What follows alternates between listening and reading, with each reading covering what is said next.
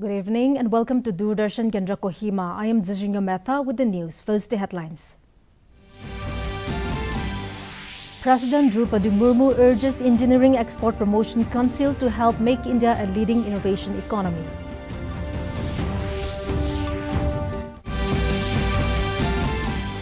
Nagaland RMSA 2016 launches indefinite sit-in protest from today at the Directorate of School Education, Kohima. 3-day military-civil fusion seminar kicks off in Nagaland.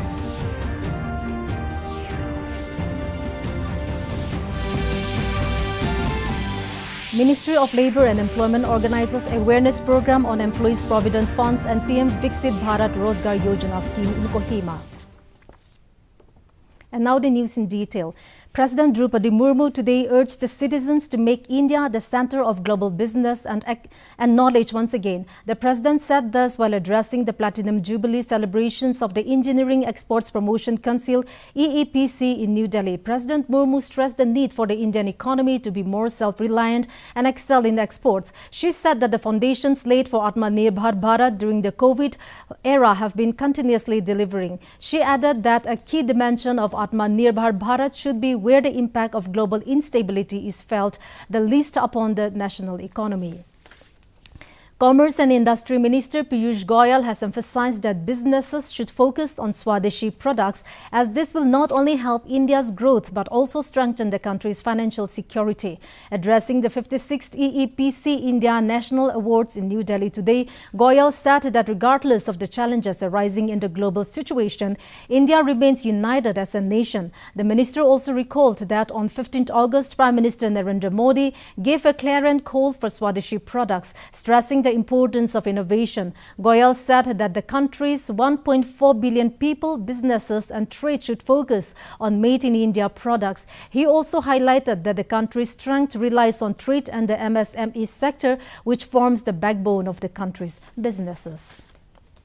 Israel and India signed a bilateral agreement to facilitate mutual investment flows and encourage economic cooperation and trade between the two countries. The Bilateral Investment Treaty (BIT) was signed in New Delhi in the presence of Finance Minister Nirmala Sitharaman and Bezalel Smotrich to bolster investor confidence and support smoother financial interactions between the two nations. Israel hailed the agreement as the first of its kind that India has signed with a Western-oriented economy among the countries in the Organization for Economic Cooperation and Development (OECD).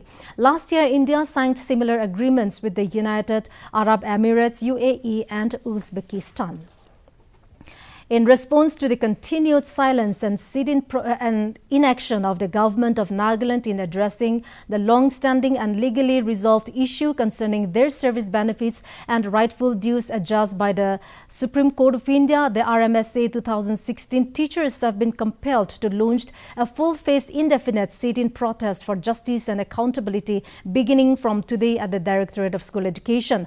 RMSA demands during sit-in protest include recognition of salary and service benefits from their original date of appointment in 2016, implementation of the ROP 2017 pay scale including annual increments at par with SSA RMSA 2010-13 teachers, and enforcement of Office Memorandum Number AR-Jan-231/2011 dated March 29, 2017. President Imli Temjan said that the peaceful demonstration will continue without interruption until their demands are acknowledged and addressed by the concerned authorities. The association also described the state government's failure to implement these demands as a violation of legal mandates and an affront to justice and human dignity. The association reaffirmed to continue the agitation until the demand is addressed. Rule out on our favor, that is in 2022. After which again the challenges in the Supreme Court, and in the Supreme Court also it was upheld. And so it is very clear that we have got the mandate of both a court, that is High Court and Supreme Court. Also, so far as the documentation is concerned, we have got this PNR clearance, Finance Department clearance, and also it was approved by the Cabinet Minister. Take a short break. Stay with us. क्या बात है, बहुत fit लग रहा है, training करवा रहा हूं। 3 महीने में पैसे डबल। वाह, फास्ट और हाई रिटर्न्स भी। क्या स्कीम है? कल तो नहीं थी यहाँ। और कल होगा भी नहीं। तूने कभी 5 ओवर में डबल सेंचुरी मारी है? ऐसे स्कीम के बहकावे में आके हम धोखा खा सकते हैं। और आरबीआई कहता है अपना पैसा सुरक्षित रखो और समझदारी से निवेश करो। अगर ज्यादा रिटर्न के पीछे भागोगे तो रिस्क भी उतना ही उठाओगे। और फास्ट रिटर्न से बच के। और फास्ट बॉलिंग से भी। आरबीआई कहता है जानकार बनिए, सतर्क रहिए। Welcome back and moving on. The Assam Rifles and Spear Corps have launched a 3-day military-civil fusion seminar 2025 at Kohima Garrison to align defense missions with civilian governance. Organized by HQ Aigar North under HQ 3 Corps, the event runs from September 8 to 10th with the team stronger together. The opening session saw key interventions from senior officials and experts across Nagaland. Former Governor Dr. S.U. Jamir, addressing virtually, urged participants to remain mindful of the state's historical and socio-cultural sensitivities. Nagaland Commissioner Gregory Thejawale, IAS, underscored the importance of convergence between military and civil institutions for effective governance. Other speakers included Ketosi Tuosekose, NCS, Road Resources and Sports, who highlighted sports and culture as tools for youth empowerment.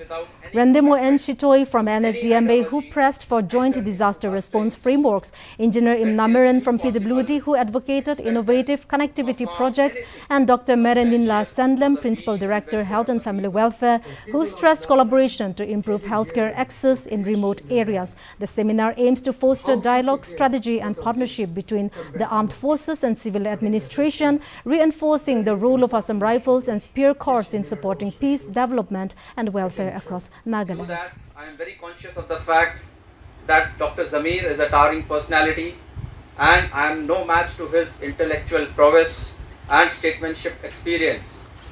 However, I'll endeavor to exact his vision, intent and emotions to you all. Outreach program on Employees Provident Funds and Miscellaneous Provisions Act 1952 was held at the conference hall of the Directorate of Employment, Skill Development and Entrepreneurship ITI Complex Kohima. The program was organized by the Ministry of Labour and Employment in collaboration with the Department of Labour, Government of Nagaland and EPFO Regional Office Guwahati. The awareness program is organized to sensitize about the benefits of EPF to the employers and employees of those establishments covered under the EPF and MP Act 1952 and the schemes framed under this act. In the program, Sotila IAS Commissioner and Secretary, Ministry of Labour and Employment, Government of Nagaland, speaking on harnessing the PMVBRY scheme for expanding EPFO coverage in Nagaland through state government collaboration, said that EPF is not just a statutory requirement but a vital social security measure that will ensure financial stability. She said PMVBRY is an opportunity to link job creation with social security, and for expanding EPFO coverage in Nagaland will provide a unique opportunity to extend social security to workers in the unorganized and traditional sector who have remained outside the EPFO frameworks. K. Francis Sekavi, Joint Director of Industries and Commerce, also highlighted on MSME development and social security, unlocking growth through EPF and PMVBRY, while IGMA Faruqi presented on nation building through discipline and social security insights from the armed forces. So that whatever is being taught and whatever is the guidelines, they should know. So I'm just asking in that angle only.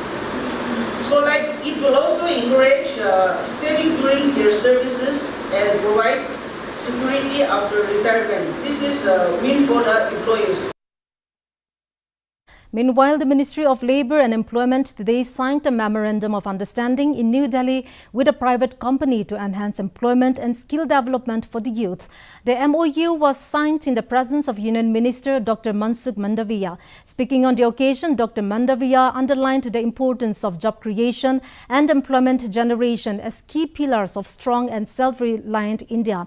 He said that collaboration with private platforms will not only provide access to a wider pool of job opportunities, resources, but also strengthen the nation's economy by developing crucial sectors such as agriculture, service and infrastructure. He added that the National Career Service Portal is playing a key role with over 51 lakh registrations and 46 lakh vacancies listed, including 28,000 international jobs. One person died as Nepali police fired tear gas and rubber bullets to disperse young people who tried to break into parliament during a protest today against a social media shutdown and alleged government corruption. Nepal blocked access to several social media platforms, including Facebook, last week after they failed to register with authorities in a crackdown on misuse. The government said social media users with fake IDs have been spreading hate speech and fake news and committing fraud and other crimes via some platforms. Authorities imposed a curfew around the parliament building after thousands of the protesters tried to enter the legislature by breaking a police barricade. There was no official confirmation of the deaths and injuries. Several protesters were injured and taken to a nearby hospital.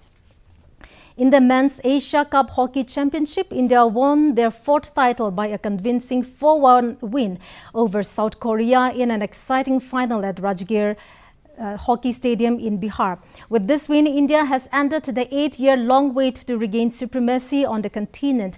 India has also qualified for the FIH Men's Hockey World Cup 2026 in the Netherlands and Belgium. India opened the scoring sheet in the first minute itself when Sukhjit scored from the left flank with a reverse hit into the far post to give the host an early lead. The host found their second goal in the 28th minute, a little before the end of the first half, when Dilpreet scored a brilliant shot despite being in pressure from the defenders. Dilpreet struck again in the 45th minute and took India 4-0 up. Meanwhile, Hockey India has announced 3 lakh rupees each to players. The support staff members will also receive 1.5 lakh rupees each. Remained unbeaten throughout the tournament, winning all 3 group matches and finishing the Super Fours stage with 2 wins and a draw. Their 7-0 thrashing of China in the final Super Fours clash was a warning of what was to come in the title match. This triumph marks India's 4th Asia Cup crown after earlier wins in 2003, 2007 and 2017. With 4 titles, they now sit just behind 5-time winners South Korea on the all-time charts. For Indian hockey, it's not just about lifting silverware but also about momentum, carrying confidence into next year's World Cup in Belgium and the Netherlands. India's unbeaten run in Rajgir has not just delivered silverware but also reaffirmed their credentials as a team capable of competing with the best in the world. And now let us take a look at the weather reports of the district headquarters of Nagaland. Kohima today recorded a maximum temperature of 26 degrees Celsius and a minimum temperature of 19 degrees Celsius, while Dimapur had a maximum temperature of 32 degrees Celsius and a minimum temperature of 25 degrees Celsius. Wokha experienced a maximum temperature of 27 degrees Celsius and a minimum temperature of 22 degrees Celsius. Mokokchung had a maximum temperature of 27 degrees Celsius and a minimum temperature of 20 degrees Celsius. Mon had a maximum temperature of 29 degrees Celsius and a minimum temperature of 23 degrees Celsius. Towards the east, Twinsang had a maximum temperature of 21 degrees Celsius and a minimum temperature of 17 degrees Celsius. Zinabuto had a maximum temperature of 24 degrees Celsius and a minimum temperature of 18 degrees Celsius. Phek had a maximum temperature of 22 degrees Celsius and a minimum temperature of 16 degrees Celsius. That's all for the weather report. And to end the news, here's a recap of the main points.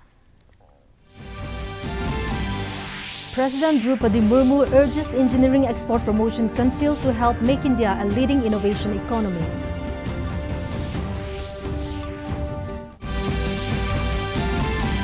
Nagaland RMSA 2016 launches indefinite sit-in protest from today at the Directorate of School Education, Kohima. 3-day military-civil fusion seminar kicks off in Nagaland.